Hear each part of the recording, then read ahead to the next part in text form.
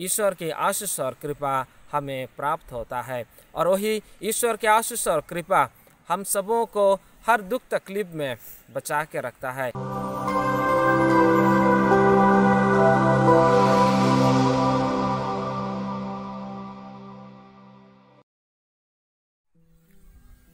पिता और पुत्र और पवित्र आत्मा के नाम पर आमीन।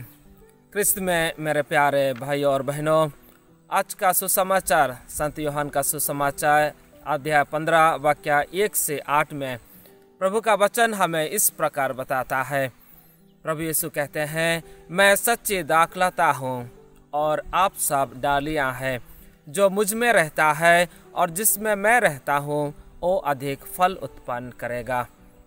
जी हाँ, क्रिस्त में मेरे प्यारे भाई और बहनों, हम अपने जीवन काल में देखते हैं बहुत सारी सुंदर सुंदर फूलों की बगीचाएं, बहुत सारा फल की बगीचाएं या बड़े बड़े गच्छों को, पेड़ों को हम देखते हैं। ये सब किस लिए ऐसा सुंदर है? किस लिए गच्छी में बहुत सारा फल है? किस लिए गच्छी का पत्ता सब हरे भरे हैं? क्योंकि ये सब डालियाँ गच्छी के साथ में जुड़ कर रहता है। और जब डालियाँ गच्छी से जुड़ कर रहता है, गच्छी से उनको रस मिलता है। और जिस रस के सहारे उस गच्छी में हरे भरे पत्ते होते हैं, उस गच्छी में सुंदर सुंदर फूल होते हैं, उस गच्छी में सुंदर सुंदर और बड़े बड़े फल भी होते हैं।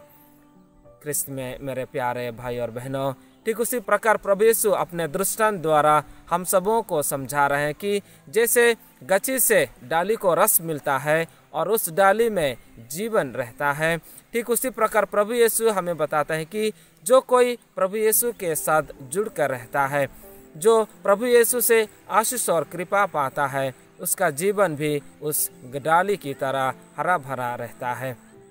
क्रिस्त में मेरे प्यारे भाई और बहनों, जब हम प्रार्थनामय जीवन द्वारा ईश्वर के साथ में जुड़ कर रहते हैं, ईश्वर की आशीष और कृपा हमें प्राप्त होता है।